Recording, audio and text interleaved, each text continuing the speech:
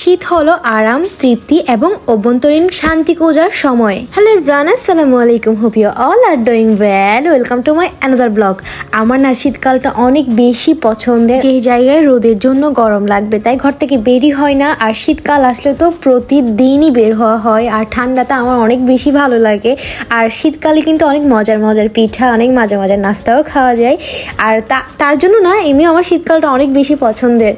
আম্মু কিছু ছোট চিংড়ি নিয়ে এসেছিল যেটা বড়ার জন্য একদমই পারফেক্ট। তো আমি এটা দিয়ে বড়া বানিয়েছিলাম। এত বেশি মজা আসলে খেতে, যেটা যারা কিন্তু বানায় সবসময় তারা কিন্তু জানে এটা টেস্টটা কেমন। এটার টেস্ট আসলে অনেক বেশি মজার। এটা যেমন ভাত দিয়ে খাওয়া যায় তারপর কিন্তু এমনিও খাওয়া যায়। শীতকালে কিন্তু তেলের নাস্তাটা বেশি খাওয়া হয়, যেমন পাকোড়া থাকে, সবজি, তারপর হচ্ছে বড়া, পেঁয়াজু, আর হচ্ছে ফিশ ফ্রাই। এগুলো জাস্ট অনেক বেশি মজা লাগে ঠান্ডা ঠান্ডা ওয়েদারে খেতে।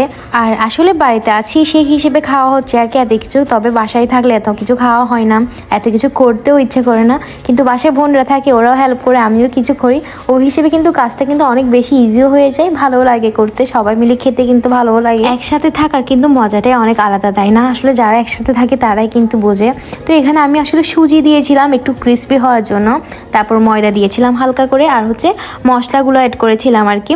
তারপর ভালো করে মাখিয়ে নিয়েছিলাম। আর একটু করে যদি আদা রসুন বাটা দেওয়া যায় তাহলে কিন্তু আরও বেশি ভালো হয়। আমি জাস্ট পেঁয়াজটাই একটু বেটে দিয়েছিলাম আর কি। তারপর এমনি গোটা গোটা পেঁয়াজ কুচি করে ওগুলো দিয়েছিলাম।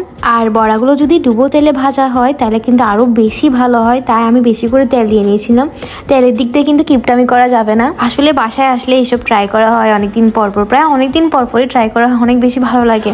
আর হচ্ছে নিজের বাড়ি বলে কথা, নিজের বাড়িতে যেটা ইচ্ছে সেটা যখন ইচ্ছে সেটা করা যায়। আসলে এই জিনিসটা খুব শান্তির হয়। এই যে ভিডিওতে একদম ধোঁয়াটা একদম স্পষ্ট করে বোঝা যাচ্ছে, আসলে আমার দেখে এখন আবার ক্রেভিংস হচ্ছে।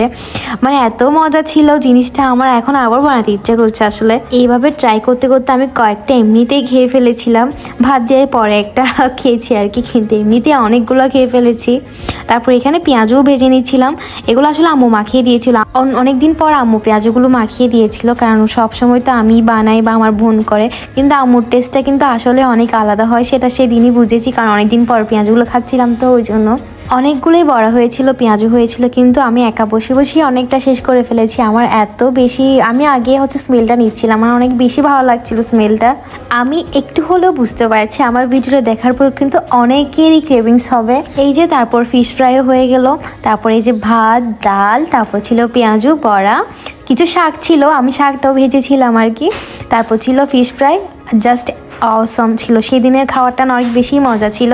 সেদিনের বলছি কারণ ভিডিওটা 2-3 দিন আগেরই করা। আর বাসায় যেমন বিজি থাকি একটা না একটা নিয়ে, বাড়িতে আসলেও কিন্তু বিজি থাকি একটা না একটা নিয়ে বসে থাকি, তো আর খেয়াল থাকে না যে আমার ভয়েস ওভার করতে হবে। সো দ্যাটস ইট, আজকের ভিডিওটা এই পর্যন্তই। See you the next video. Don't forget to like, comment, share. By.